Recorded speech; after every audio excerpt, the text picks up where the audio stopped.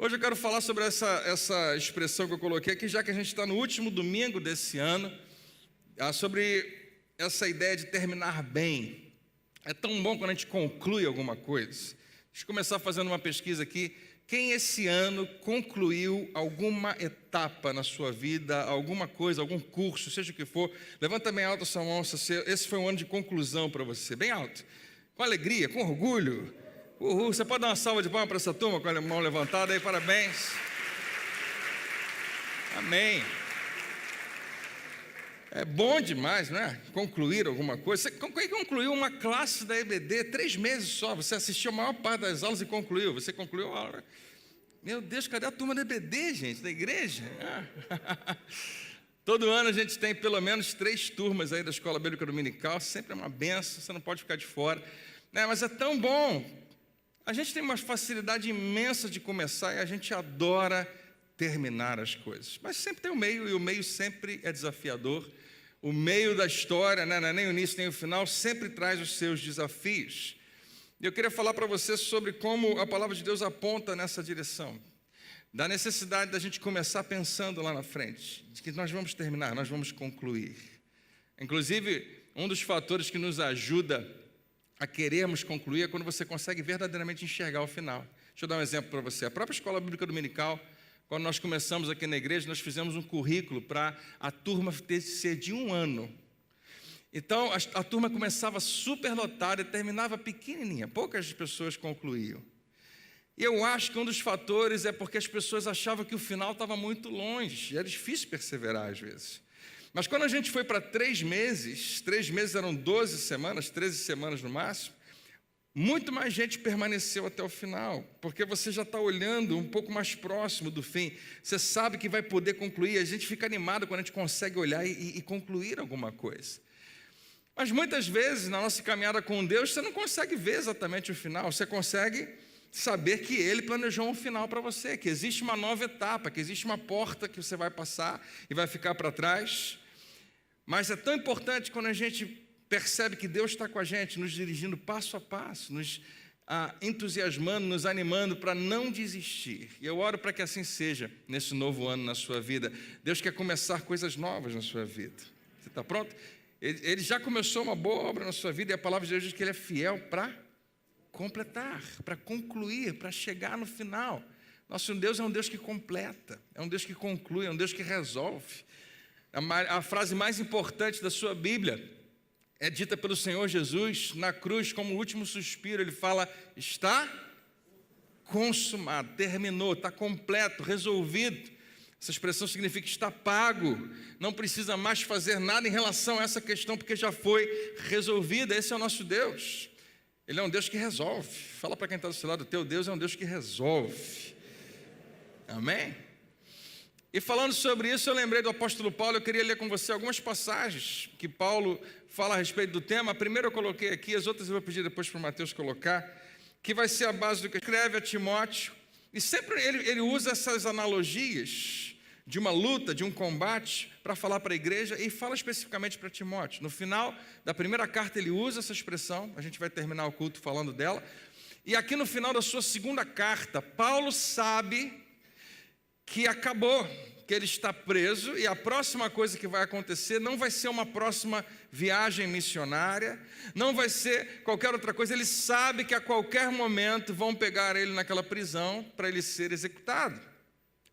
Mas ele está tranquilo, ele está super tranquilo. Aliás, Paulo aprendeu no decorrer da sua vida, à medida que ele foi caminhando com Deus, que o que Deus preparou para ele é o grande lance. Não é essa vida aqui. Ele chega a dizer uma coisa que a gente acha até estranho, a não ser porque a gente é crente, porque a gente é cristão e conhece a Bíblia, a gente se acostumou, mas é uma frase estranha. Ele fala que o morrer é lucro.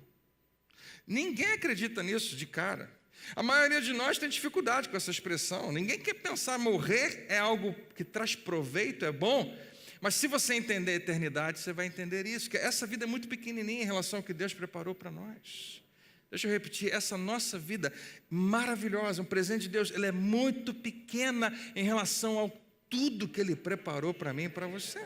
E quando a gente entende isso, a gente tem um pensamento novo a respeito de vida e de morte. Quando a gente entende a ressurreição do Senhor Jesus, a gente muda completamente a nossa mentalidade a respeito de morte. Porque a vida é muito mais. E Paulo, entendendo isso, ele fala, para mim era muito melhor ir embora. Mas Deus tem plano, eu vou continuar fazendo o que Ele me pediu para fazer, na hora de ir embora eu vou. Então ele está tranquilo, ele está em paz. Eu oro para que o nosso crescimento espiritual, a nossa maturidade nos leve para esse lugar, onde quando chegar a hora a gente está em paz. Viu? Só 3 pessoas que gostam de falar desse assunto aqui, né?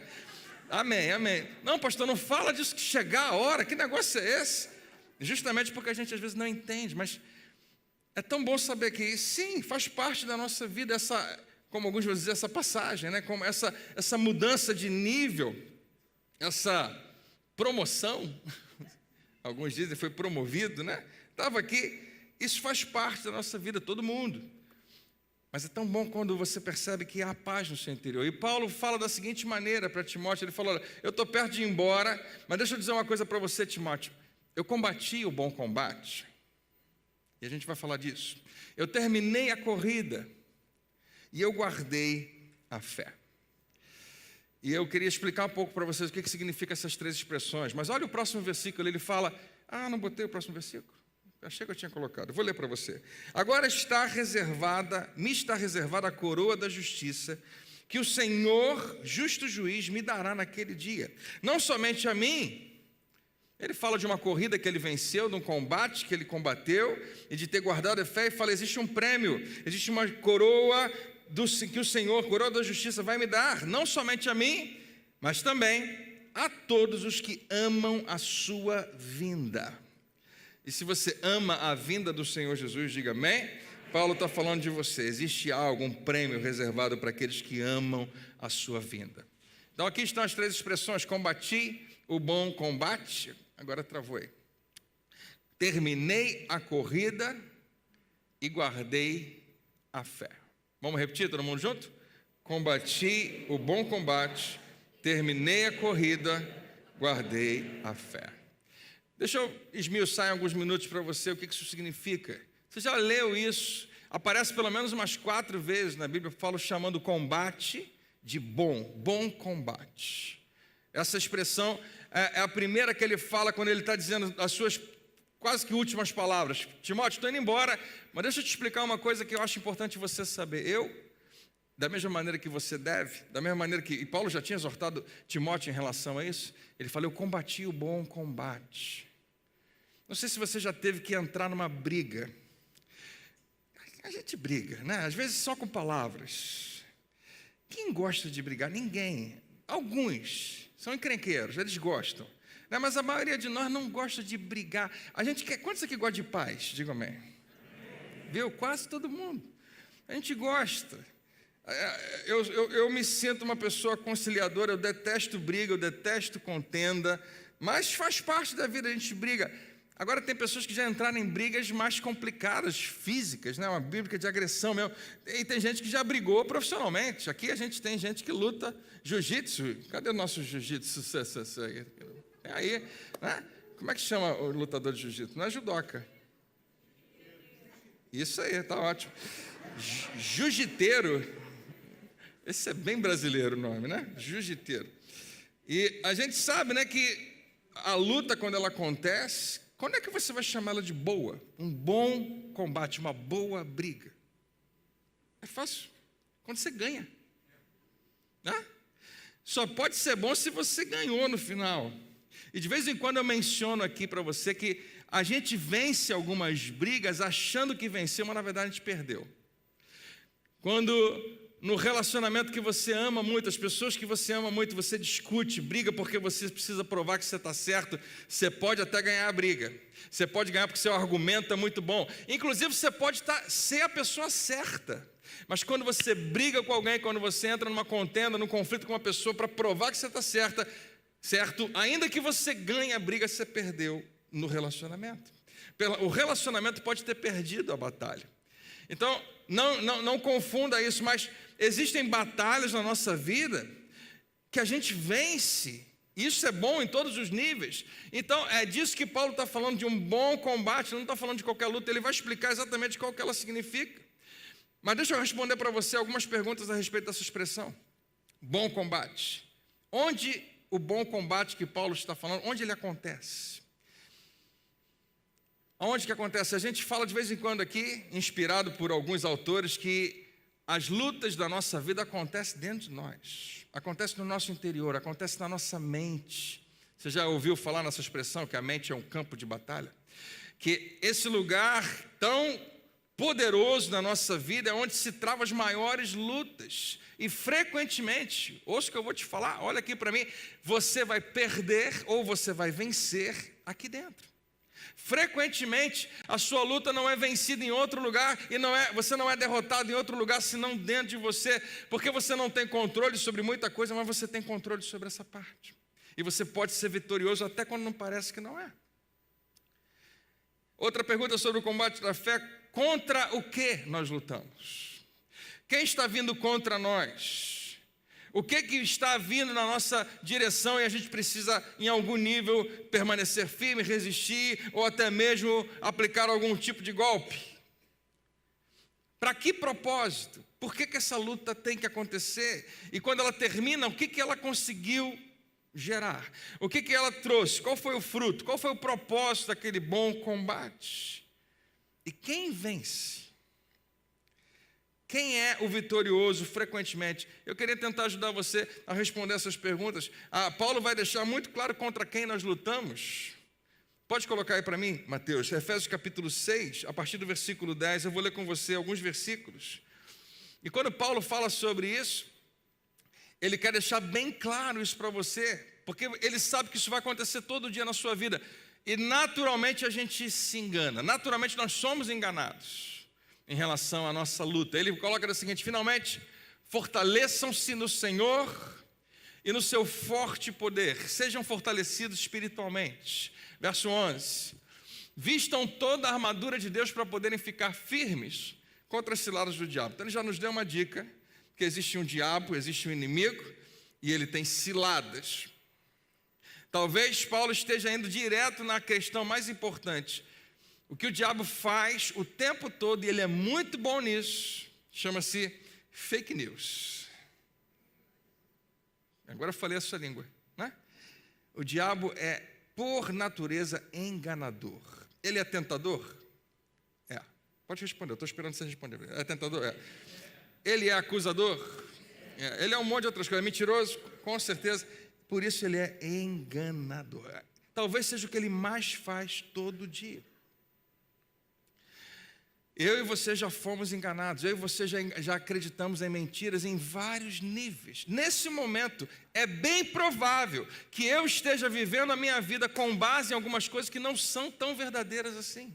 Que eu precisava buscar um pouco mais, e você também, que eu precisava estudar um pouco mais, que eu precisava olhar um pouco mais para a palavra de Deus e descobrir qual é a base, qual é o fundamento, por que eu acredito nessas coisas. Eu e você acreditamos em algumas coisas, mas daqui a alguns anos você não vai acreditar mais, porque Deus revelou algo novo a você. Mas é normal, isso faz parte do nosso crescimento. A gente começa a aprender o que é a verdade. Certas coisas não são negociáveis. Aquilo que Deus falou, aquilo que Jesus falou, nós não deveríamos questionar. Mas um monte de outras coisas que foram faladas como interpretação a respeito do que Deus falou, do que Jesus falou, merece que você vá lá na Bíblia e confirmar. Quem está comigo aí, diz amém? Merece que você pergunte um pouco mais, porque afinal de contas é a sua vida que está ali em jogo. Então existe um inimigo, ele é enganador, ele arma ciladas, e Paulo fala de uma armadura. Claro que ele, imediatamente todo mundo identifica, a armadura de Deus não é uma armadura física, é uma armadura espiritual. E ele vai daqui a pouco falar um pouco sobre isso, a gente não vai entrar nos detalhes. Mas versículo 12, ele vai direto falando, porque a nossa luta, nossa guerra, nosso combate, bom combate, não é contra seres humanos. Não quer dizer que você não vai de vez em quando ter conflitos com pessoas. Não quer dizer que você não vai ter algumas contendas, mas em geral, o que está por trás dessas contendas e desses conflitos com pessoas é que é a verdadeira guerra. Não é aquela que você está vendo. Não é aquela pessoa que realmente é o seu inimigo, mas a gente não percebe. E Paulo está alertando todo mundo, gente, preste atenção. Eu sei que a vida é difícil, eu sei que convivência é difícil, eu sei que relacionamento muitas vezes é desafiador, mas não se engane, não é a pessoa o seu inimigo, não é, mesmo que pareça. Ele fala, a nossa luta não é contra seres humanos, ou lá no grego está escrito contra sangue e carne, mas contra poderes e autoridades, contra dominadores desse mundo de trevas, contra as forças espirituais do mal nas regiões celestes. Quantos aqui são crentes? Digam amém. Se você crê em Jesus, você precisa crer nisso, que existe esse negócio. Olha essa frase, forças espirituais do mal nas regiões celestes. Regiões celestes significa o mundo espiritual. Nós precisamos entender que isso é real. Existem forças espirituais do mal. Não é algo que a Igreja Universal inventou, prometo a você. É verdadeiro e a gente sabe. Não é alguma coisa que você vê apenas quando você vê um espírito manifestando numa pessoa, um demônio. Esses são os mais fáceis de identificar. Os mais complicados são aqueles que se disfarçam de pensamentos que você acha que são seus. Os mais difíceis de identificar, os mais perigosos, são aqueles que se disfarçam de ideologias, se disfarçam de grandes convicções que a gente guarda, que se chamam fortalezas no nosso coração. Mas existe um espírito por trás envolvido, querendo nos enganar. Forças espirituais do mal na região celeste. Ele fala de poderes, autoridades, pode voltar, só para terminar, contra os dominadores desse mundo de trevas. O que Paulo está dizendo? Que a parte que você está vendo não é a parte que domina. A parte que domina é invisível. E a gente precisa acordar para isso. A igreja não pode perder esse olhar. É muito mais fácil para mim e para você julgar as coisas como a gente enxerga. Por que isso aconteceu? Porque aquela pessoa tomou essa decisão, aconteceu isso, aquilo outro, e essa pessoa é assim, daquele jeito, e a gente esquece que existe um reino espiritual por trás, dominando. Quem está acordado, diga amém. Amém. Versículo 13. Por isso, vistam toda a armadura de Deus para que possam resistir. Essa é a palavra-chave, diga comigo, resistir. Resistir, porque luta você vai ter todo dia, toda hora, mas a grande questão não é como você luta, é como você aguenta. No dia mal, permanecer inabaláveis depois de terem feito tudo. Esse versículo é cansativo, né? Já fez tudo, ainda tem que permanecer inabalável. Você depois que já lutou, já venceu, acabou. Mas não senta ainda não, fica firme um pouquinho. É importante se posicionar. Hoje eu quero falar com você sobre resistência, sobre permanecer. Em nome de Jesus. Versículo 14. Assim mantenham-se firmes. Aí ele começa a falar, cingindo-se com o cinto da verdade. Todas essas expressões apontam sempre para o mesmo lugar, para a palavra de Deus. Cinto da verdade, vestindo a couraça da justiça. Próximo versículo. E tendo os pés calçados com a prontidão do evangelho da paz. Isso é uma outra mensagem, tá, gente? A gente não vai falar disso hoje. Além disso, usem o escudo da fé, com o qual vocês poderão apagar todas as setas inflamadas do maligno. Então, ele tem ciladas e ele tem setas inflamadas. Eles viviam num tempo onde isso acontecia com muito mais frequência do que hoje. Hoje a gente ouve falar de guerra. A gente acha interessante porque a gente pensa assim, está tendo muita guerra, é aquilo que Jesus falou, já teve muito mais. Houve uma época em que tudo era guerra. Que quando você chega em casa hoje e diz, Senhor, obrigado por mais um dia, porque o Senhor me guardou em segurança, você não faz ideia. É grande demais realmente terminar o dia e saber que você viveu mais um dia, mas naquela época era 10 vezes maior. Sobreviver mais um dia, era guerra o tempo todo. Era a realidade deles, e essas expressões que Paulo usa, era muito fácil deles entenderem. Setas inflamadas, era extremamente letal. Se não tiver escudo, você vai ser ferido e possivelmente morto. Então ele fala de um escudo da fé. Algo que consegue proteger você de um jeito que absolutamente mais nada conseguiria. Algo que é colocado na sua frente, de maneira que você pode avançar, ele avança com você. Mas nada que vem de lá para cá consegue te atingir. Amém? Escudo da fé, que você pode apagar as setas inflamadas do meu amigo. Uma vez apagada, acabou o problema. Verso 17. Usem o capacete da salvação e a espada do Espírito, que é a palavra de Deus. Ele termina falando de algo que você protege aqui, protege a sua cabeça, falando da sua mente, e de uma espada. Daqui a pouco eu vou chegar lá, mas essa espada, aparentemente, ela não é usada muito para dar golpes, aparentemente, mas ela existe, ela é importante. E o propósito de uma espada, em geral, é golpear, é ferir o adversário. Mas perceba como é que ele vai colocar isso para você. Ele usou a expressão resistir. Então, quando Paulo fala a respeito disso, deixa eu só concluir essa parte para a gente ir logo para a próxima. Eu queria lembrar a você que a palavra-chave de toda a sua passagem aqui é resistir. Eu tenho a impressão de que a nossa luta contra o nosso inimigo, contra os inimigos que se colocam na nossa vida, não é uma luta onde você se esforça para avançar golpeando. É uma luta que chama-se resistência. Lembra que eu perguntei para você quantos conseguiram concluir? Todo mundo que levantou a sua mão. Você sabe o que você fez durante esse tempo? Você teve que permanecer. Eu sei que não foi fácil. Você teve que se colocar numa posição de resiliência e resistência. Quantas vezes você foi tentado a desistir? Eu e você, eu sou uma das pessoas que começou alguma coisa esse ano e não conseguiu terminar. E você também. Todo mundo que levantou a mão tem outras coisas que também você não conseguiu concluir. Faz parte. Mas por que a gente não conclui algumas coisas? Porque nos falta justamente essa parte mais importante. Começar não é difícil, terminar é maravilhoso. Mas para continuar, para que o meio aconteça, tem que existir resistência, tem que existir perseverança, e frequentemente esse é o maior desafio. Muitas pessoas que já estiveram sentadas aqui não estão mais por essa questão. Começaram bem, tiveram um tempo maravilhoso com Deus, mas alguma coisa aconteceu e resistir foi difícil, permanecer foi difícil, porque não conseguiam compreender certas coisas, e era difícil permanecer e continuar. Mas quantas vezes a palavra de Deus nos alerta a respeito disso? Se você lê o Novo Testamento, essa expressão, resistir, permanecer, continuar, fica firme, permanece, isso aparece centenas de vezes. Tem um capítulo que Jesus fala essa expressão, esse verbo, 12 vezes em menos de 15 versículos. Permaneça, permaneça, permaneça. Por que tem que falar tanto? Porque a minha vontade não é permanecer, a minha vontade é sair fora. É sair fora desse contexto que eu estou. É sair fora desse relacionamento, dessa família, dessa igreja, desse emprego. Minha vontade sempre é sair o tempo todo, e a sua também. Por quê? Porque não é do jeito que eu queria. Porque as coisas não estão acontecendo como eu planejei. E a gente esquece que a nossa vida não vai terminar amanhã e eu preciso curtir ela toda hoje.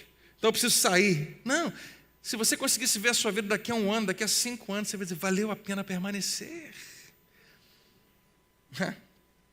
Eu só terminei o meu curso de inglês, a minha faculdade, meus pais ficaram em cima de mim. E eu sei que isso toca na ferida de alguns, mas eu vou tocar, não tem problema. Graças a Deus que eles ficaram lá em cima e me obrigaram. Porque é tão diferente. Você, não, na hora você não quer de jeito nenhum, mas é tão bom, concluído, acabou. Houve um tempo difícil, mas acabou. Se você conseguir ver o final, se você conseguir pelo menos tentar visualizar o final, isso vai te dar força para permanecer hoje, no que quer que você esteja vivendo. Essa semana eu falei com uma pessoa que está vivendo um problema grave no casamento. E eu falei, cara, quando você começou usando suas palavras, e você agora precisa honrar essas palavras. Você estabeleceu uma aliança, você estabeleceu promessas.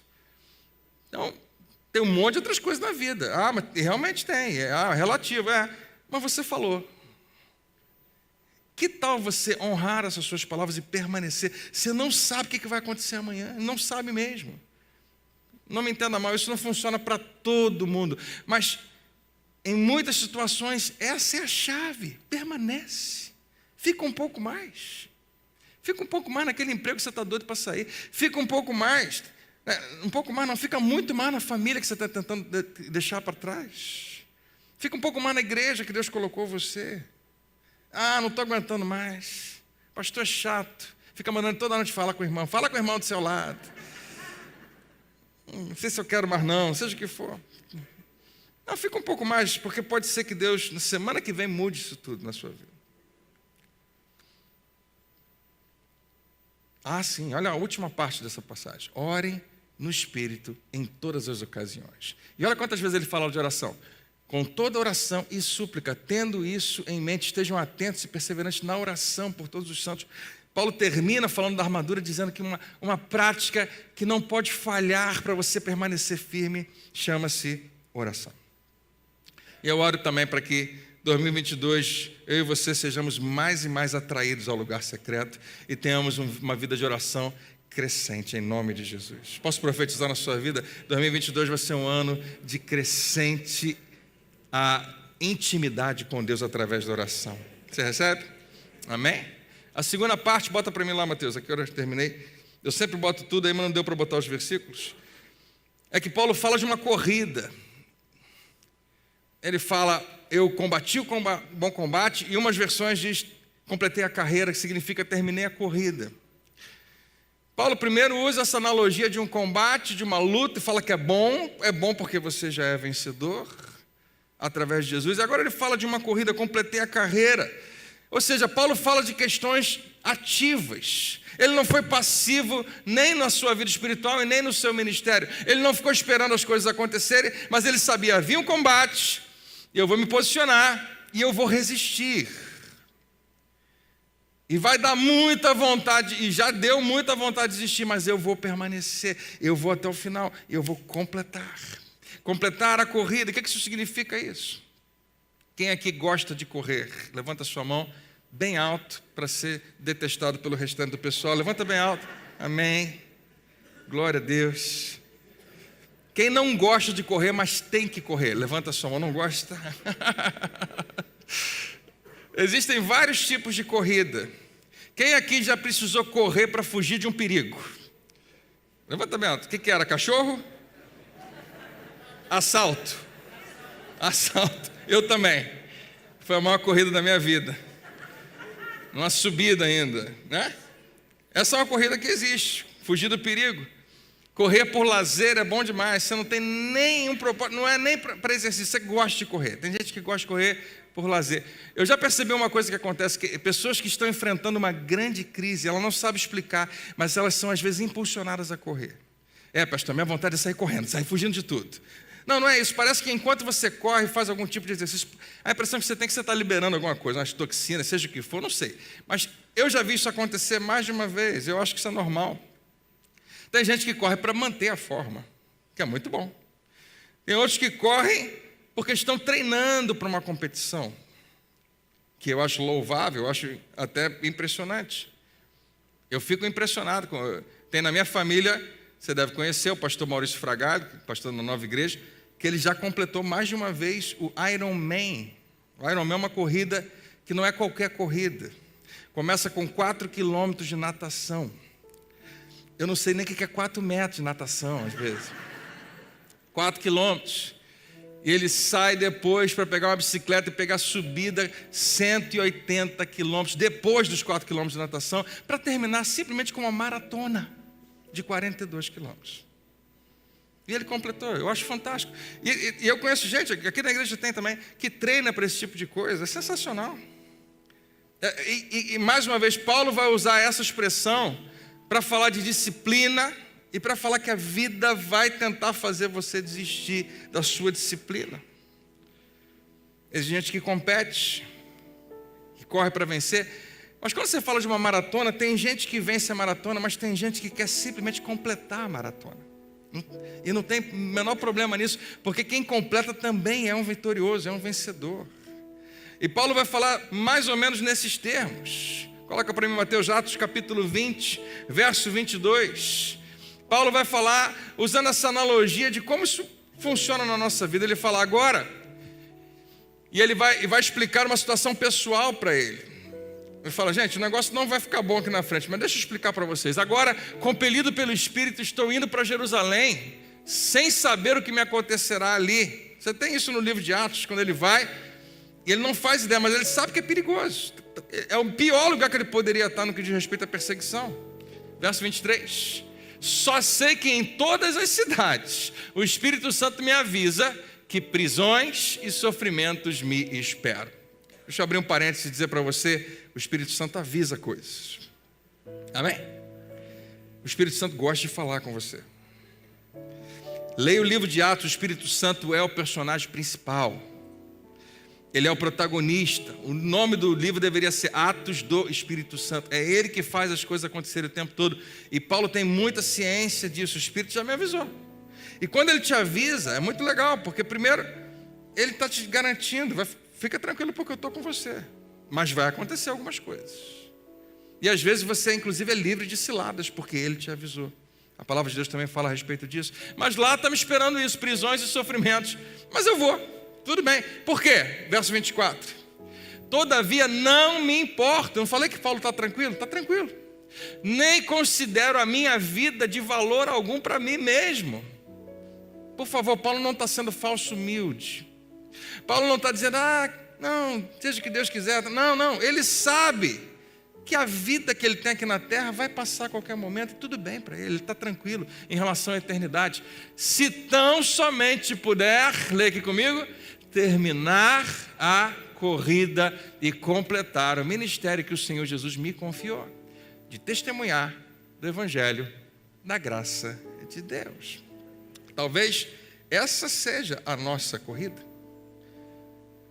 Talvez a nossa corrida seja simplesmente essa, de cumprir o propósito que Deus estabeleceu para nós.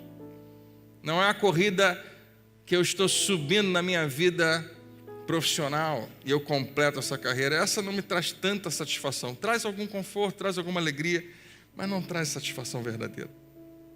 Paulo está tão tranquilo em relação a estar correndo na direção do perigo, da prisão e às vezes até da morte. Está tranquilo, por quê? Porque é para lá que Deus está me mandando agora. Eu quero fazer o que Ele me mandar fazer. E Deus não está te pedindo isso hoje. Ele não está te pedindo para você ir para uma cidade onde você pode ser preso. Talvez um dia Ele faça isso, dependendo do nível de compromisso que você tenha com Ele. Mas nesse momento, talvez Ele esteja te pedindo uma coisa pequena. E Paulo está dizendo, vale a pena.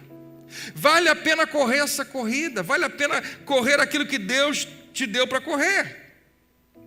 Se tão somente puder terminar a corrida e completar o ministério. Todos nós estamos correndo. Nesse momento. Existem algumas coisas na sua vida que você quer completar, você quer chegar lá. E volta para o PowerPoint, por favor, Mateus. O que é importante a gente lembrar que essa corrida ela não é fácil. Ela parece às vezes fácil. Mas ela é uma corrida que, enquanto você corre, vem coisas contra você. Isso é importante porque é sinal que você está indo para o lugar certo. É sinal que você está indo na direção certa. Se você não está enfrentando obstáculos, dificuldades, conflitos contra o que você está buscando, tem alguma coisa errada. Talvez você esteja indo na direção errada. Mas o que tenta impedir o nosso progresso? Algum tempo atrás eu usei essa imagem para fazer você lembrar. O que tenta impedir o nosso progresso é que frequentemente nós somos tentados a achar que a nossa corrida é simples assim. Ela é reta, você consegue ver o final e ela não tem absolutamente nada te atrapalhando, nenhum obstáculo. Mas eu e você sabemos que a vida não é assim. A nossa corrida ela não acontece tranquilamente enquanto você vai numa linha reta que você vê o final, não. A primeira coisa que a gente tem que lembrar é que a gente está numa subida. E se você já correu numa subida, andar numa subida é complicado. Mas a gente está numa direção de progresso, nós estamos caminhando para cada vez ficar um pouco mais alto. Isso sempre traz esforço, exige esforço. Isso sempre provoca um pouco mais de dificuldade. Subir é mais complicado, a gravidade está sempre te puxando para baixo. O sistema desse mundo está sempre te puxando para baixo, não quer que você suba nem mais um degrau. Mas a corrida, você está subindo, e daqui a pouco eu vou te mostrar como que você faz isso. Existem coisas que vão tentar te impedir. A primeira coisa que tenta te impedir é que o vento é contrário. Já andou, ou correu com o vento contrário? É frustrante. Parece que se o vento for forte, que você não está nem conseguindo correr propriamente. Não apenas é íngreme a subida, mas o vento é contrário. E no meio da caminhada aparecem obstáculos. Coisas imprevistas, coisas que você não esperava que acontecesse. Não é aquela linha reta maravilhosa. Por que eu estou falando isso para você hoje? Eu acho que o Espírito Santo quer lembrar a você. Você não precisa ficar preocupado. Não é só você, acontece com todo mundo. E não é o final da sua história. Continua correndo. Como é que você vence o vento contrário? Como é que você vence essas coisas que vêm para interromper a sua caminhada, para ver se você desiste no meio do caminho, para desviar, eu vou tentar um outro lugar, ou para fazer você desanimar a tal ponto que você diz, eu cansei. Quando você diz, eu cansei, seja do que for, não dá mais para você crer, não dá mais para você confiar, a não ser que você volte atrás e diga, apesar de cansado, eu creio que Deus pode renovar as minhas forças. Não é isso que diz lá em Isaías? Que aqueles que esperam no Senhor renovam as suas forças. Estavam cansados, mas podem ser renovados. É importante lembrar que você não está sozinho nessa caminhada. Deus está levando você. É por isso que você consegue vencer cada obstáculo, o vento contrário, tudo que está vindo. Mas existem essas coisas que são controláveis, incontroláveis. Você não consegue controlar o sistema desse mundo. Você não consegue controlar as coisas que vêm contra você. Mas você consegue controlar outra parte. E Paulo vai falar a respeito dela também. Paulo é um cara extremamente usado e inspirado pelo Espírito Santo. E ele vai falar a respeito de, às vezes, coisas que a gente carrega que não precisava carregar. Não sei se foi Paulo, mas o escritor aos Hebreus diz o seguinte, em Hebreus capítulo 12, verso 1. Portanto, também nós, depois do capítulo 11, que é aquela galeria da fé, ele fala, portanto, também nós, uma vez que estamos rodeados por tão grande nuvem de testemunhas, ele fala o seguinte, ele vai terminar dizendo, vamos correr. Mas ele fala assim, livremo-nos de tudo que nos atrapalha. Livremo-nos de tudo que nos atrapalha e do pecado, porque tem coisas que nos atrapalham a correr, tem roupa excessiva, você não precisa correr de chapéu, segue, né? E do pecado. E eu acho que Paulo está falando daquele pecado. Não da questão da condição de pecador de alguém que não nasceu de novo. Porque você nasceu de novo, você é uma nova criatura. Então você não é mais pecador por natureza, você era. Agora você é justificado pelo sangue de Jesus. Mas ele está falando de um pecado que o crente às vezes, ele aceita na sua vida. E ele tolera, e ele vive com ele. Do pecado que nos envolve. E vamos fazer o quê? Vamos nos livrar de tudo que nos atrapalha, do pecado que nos envolve e corramos com perseverança. Ou seja, você vai estar mais leve, você vai correr, mas ainda assim você vai ter que permanecer firme com perseverança, a corrida que nos é proposta, que Deus nos deu para correr. Então Paulo fala dessa outra questão, pode passar Mateus de novo lá, de que pecado que nós permitimos na nossa vida, e mais uma vez, é normal. Pecado que nós permitimos na nossa vida é como um peso amarrado no nosso tornozelo. Eu nunca gostei, é péssimo falar isso, mas eu não curto muito musculação. Eu gosto muito, eu gosto dessa. Eu gosto. Mas há pouco tempo atrás eu estava fazendo exercício de musculação e eu nunca me lembro de ter usado a tal da tornozeleira, é isso? Caneleira. Tornozeleira é outra coisa. Eu espero que eu não precise usar nunca. Mas a caneleira, que fica no tornozelo praticamente ali, né? Não. A caneleira, que é aquele peso que se amarra justamente ali, né, no tornozelo. Quem já fez esse exercício? Tem que levantar a perna e não é mais a sua perna. Virou uma outra coisa. Tudo ficou mais complicado, tudo ficou difícil. Dentro de você pensa, é a minha perna, mas enquanto você está fazendo o esforço, a coisa ficou bem mais complicada. Paulo pega mais ou menos essa ideia de algo que está agarrado em você e aprisionando você e te impedindo de propriamente andar e correr, porque é um peso. Um peso que você não precisa carregar. Um peso que não deveria mais fazer parte da nossa vida. E que, se Deus quiser, vai ficar em 2021. Vamos desamarrar isso da perna. Mas ele fala, pecado que nós permitimos na nossa vida é como esse peso. E às vezes, além do peso, a gente tem ainda na nossa história o que eu chamo de bagagem excessiva, que atrasa a nossa corrida, que exige um esforço maior, que nos deixa exaustos. Imagina correr desse jeito. Está bem complicado. Imagina ainda estar levando mala. Todos nós temos bagagem na nossa vida. Mas para correr, muitas vezes você tem que se desfazer delas. Amém? Deixa eu ir para o final. Bota aí Mateus, 1 Coríntios capítulo 9. Paulo fala sobre o que isso significa. Vocês não sabem, versículo 24, que todos que correm no estádio, de todos eles, apenas um ganha o prêmio. Lembra que eu falei? Se for uma maratona, o primeiro lugar vai ganhar o prêmio, mas todo mundo fica feliz de completar a maratona. Mas Paulo fala, você tem que ter essa mentalidade, alguém que vai vencer, de alguém que vai ganhar. Apenas um ganha o prêmio. Corram de tal modo que alcancem o prêmio. Porque ele já tinha falado antes, ele vai repetir depois, existe um prêmio. Todos que competem nos jogos, se submetem a um treinamento rigoroso para obter uma coroa que logo perece. Eles são sérios, são pessoas diferentes, né? A gente queria ser igual a elas. Talvez algumas são aqui muito disciplinadas, não comem algumas coisas de jeito nenhum. E vão ter tantas horas de treinamento por dia, e vão, às vezes, ferir o seu próprio corpo ali, mas sabe que aquilo está sendo bom. Por quê? Porque a disciplina vai levar a alguma coisa, e é bom. Ganhar uma taça é ótimo, ganhar um prêmio, uma medalha é maravilhoso, mas Paulo fala, é uma coroa que logo perece, não vai permanecer para sempre. Mas nós o fazemos para ganhar uma coroa que dura para sempre. A nossa corrida tem um valor ainda maior, de ganhar um prêmio infinitamente maior. Sendo assim, não corro como quem corre sem alvo. Eu oro para que quando você sair daqui hoje, terminando essa última semana do ano, você seja lembrado disso. Eu estou correndo, mas eu não estou correndo sem alvo. Eu não luto como quem esmurra o ar. A minha luta, ele voltou lá para o combate de novo. Fala de corrida, fala de combate. A minha luta não é como quem está tentando esmurrar no ar, não, eu estou numa posição onde eu entendi que a minha luta é interior, eu preciso trabalhar aqui dentro. Ele usa uma expressão fantástica, eu esmurro o meu corpo. Lembra que a gente falou do jejum? É isso aqui.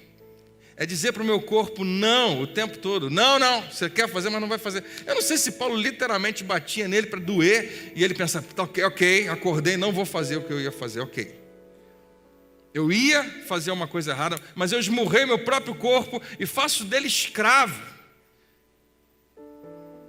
Um bom atleta sabe o que isso significa. Um bom atleta sabe que precisa escravizar o seu corpo. O seu corpo não pode mandar em você, você tem que mandar nele. Para que depois de ter pregado a outros, para que depois que as pessoas estão olhando para a minha vida como alguém que pode comunicar uma verdade a elas, eu mesmo não venha a ser reprovado. Eu mesmo não seja alvo das pessoas falarem, como é que ele prega isso e vive aquilo? Isso funciona para todos nós, tá? Não só para pregadores que sobem no púlpito. Porque eu e você precisamos pregar com a nossa vida. Alguém diz amém? 1 Timóteo capítulo 4. Esse é o último. Não, é a última folha. 1 Timóteo capítulo 4, verso 8. Agora me está reservada a coroa da justiça, que o Senhor, o justo juiz, me dará naquele dia. Não somente a mim, mas também a todos os que amam a sua vida. A gente leu isso. Esse prêmio maravilhoso que Deus nos deu.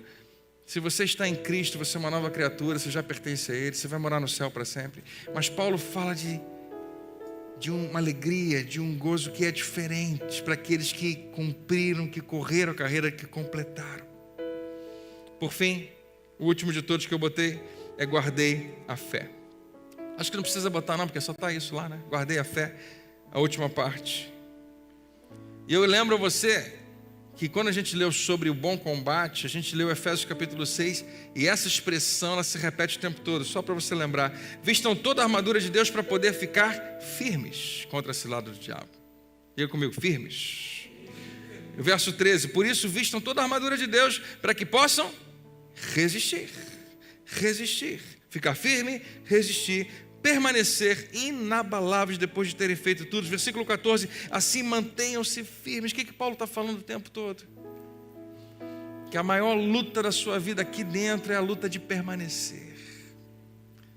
Guardar a fé não significa pegar ela e botar em algum lugar. Guardar a fé é manter a fé. Por que isso é tão importante? Porque ninguém vai sobrar assim, ninguém vai escapar disso. Eu e você seremos testados, seremos tentados. E você e eu conhecemos pessoas que não guardaram a fé, que não mantiveram a fé, que não permaneceram. E o sofrimento é tão grande. E a expectativa do futuro pior ainda. Mas seja o que for que esteja acontecendo, não deixa qualquer circunstância da tua vida te roubar disso. Ah, pastor, eu não consigo entender por que Deus permitiu isso. Eu não consigo entender por que esse sofrimento. Eu não consigo entender isso, não consigo entender aquilo. Em geral, esse é o primeiro capítulo de alguém abandonar a sua fé. Mas Paulo está dizendo, permanece. No primeiro domingo, eu acho que eu vou pregar aqui, não estou lembrando na escala lá. Mas eu lembrei dessas primeiras coisas. Chamou minha atenção porque no nosso programa Novo Dia, Nova Vida, a gente falou sobre isso esses dias. Caim e Abel são os protagonistas de uma das piores injustiças que aconteceram no início. Uma pessoa é morta. Só porque o outro ficou com invejinha. Até hoje a gente sabe que isso acontece. Mas como é que Deus, Ele está nessa história? Deus poderia ter impedido Caim de matar Abel? Essa pergunta é difícil, né? Muito teológica. E se Ele podia, por que Ele não o fez? E essa pergunta serve para tudo que acontece e você reprova nesse mundo. Deus poderia ter feito, por que não fez? A primeira parte dessa resposta é porque Ele deu ao homem a capacidade de escolher. E Ele respeita a nossa capacidade de escolher. Ah, mas Abel não teve a opção de escolher. Mas ele vive num mundo onde esse é o sistema. Mas Deus não deixa de falar com Caim, você lembra? Não deixa de falar, olha, por que você está assim? Cuidado. Se você permitir o pecado estar à porta, ele vai te dominar, mas você precisa dominá-lo. E talvez essa seja a receita para praticamente tudo que acontece na nossa vida no que diz respeito à injustiça, que a gente não aceita. A segunda parte dessa resposta é que Deus sabia muito bem. Abel vai ser citado no livro de Hebreus outra vez. E Abel, ele fica marcado como alguém que não vai viver apenas a sua história, mas tem uma eternidade pela frente. O tamanho da sua vida. Uma vez eu trouxe aqui uma corda gigantesca e coloquei ela para fora de cada uma das portas aqui, né? E aqui no meio eu amarrei um fio pequenininho, se não me engano era vermelho. E eu mostrei para a igreja, isso aqui é a sua vida que você consegue ver hoje. Mas você existe de eternidade em eternidade, a vida existe de eternidade em eternidade. E o que acontecer aqui, vai acontecer aqui, mas depois de terminar tem muita coisa pela frente, você não sabe. E a gente, mais uma vez, não consegue enxergar isso, mas quando a gente consegue enxergar, você vai perceber que essa vida vai ficar para trás e Deus vai continuar sendo bom e justo com você. Mesmo que você não entenda. Então, se afastar de Deus porque você não entendeu alguma coisa, ou porque você não aceita a injustiça, talvez não seja uma boa ideia, não seja uma boa escolha com base no que Ele tem nos ensinado. Mesmo que você não entenda tudo, mesmo que você não tenha todas as respostas. Deus não tem crise de que você tenha dúvidas, mas Ele vai continuar pedindo que você confie nele. Vai continuar te convidando a acreditar que Ele tem o melhor para você. Então deixa hoje o Espírito Santo, através do Paulo, nos dar essa direção. Combata o bom combate. Ele vai existir, mas você já tem vitória. Ele é bom por causa disso. Em Cristo Jesus você já venceu.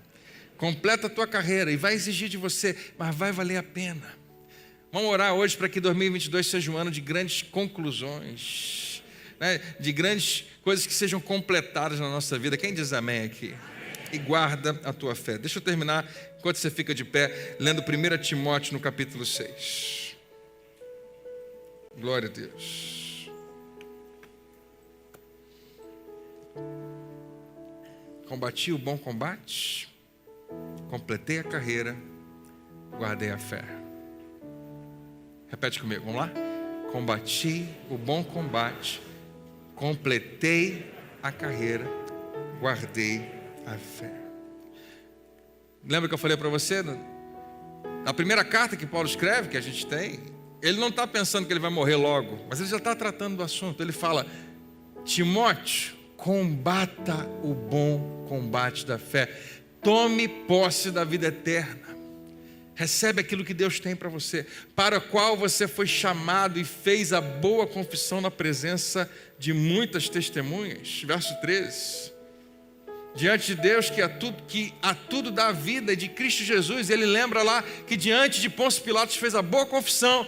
Eu, Paulo, recomendo, Timóteo, guarde esse mandamento imaculado e irrepreensível até a manifestação do nosso Senhor Jesus Cristo, porque esse dia está chegando, a qual Deus fará se cumprir no devido tempo. Ele é o bendito e único soberano, o Rei dos reis e Senhor. Acho que a gente tem que ler junto isso aqui, vamos lá. Ele é o bendito e único soberano, o Rei dos reis e Senhor dos senhores, o único que é imortal e habita em luz inacessível, a quem ninguém viu e ninguém pode ver. A Ele sejam honra e poder para sempre. Amém e amém. Uhul. Glória a Deus. Amém. Amém. Que Deus abra os nossos olhos espirituais para a gente perceber que essa corrida, ela está acontecendo. Você pode não querer correr, mas ela está acontecendo. Você pode não querer lutar, mas existe uma guerra. Como a gente cantou aqui, né? Essa expressão dessa canção, assim que eu luto as minhas guerras, parece que ela fica um pouco meio sem, como assim? Você luta as suas guerras confiando que você não está sozinho. Você tem uma aliança. Quando você está numa guerra, é tão importante ter um aliado, tão importante ter gente que está junto com você nessa guerra, te ajudando. Você luta as suas guerras frequentemente nos seus joelhos dobrados. É assim que a gente luta, é assim que a gente vence, dizendo não para si mesmo. É assim que eu luto as minhas guerras, declarando verdadeiramente que é um bom combate, porque você já é vitorioso, mais do que vencedor em Cristo Jesus. Lembrando que a promessa é que qualquer arma que tenha sido forjada contra você não vai prevalecer, que maior é aquele que está em nós do que aquele que está no mundo. Que não importa o que aconteceu no passado, Deus continua tendo um futuro para mim e para você. Amém? Vamos correr essa corrida, essa corrida. Vamos combater esse bom combate, vamos guardar a fé em nome de Jesus. Pai, muito obrigado.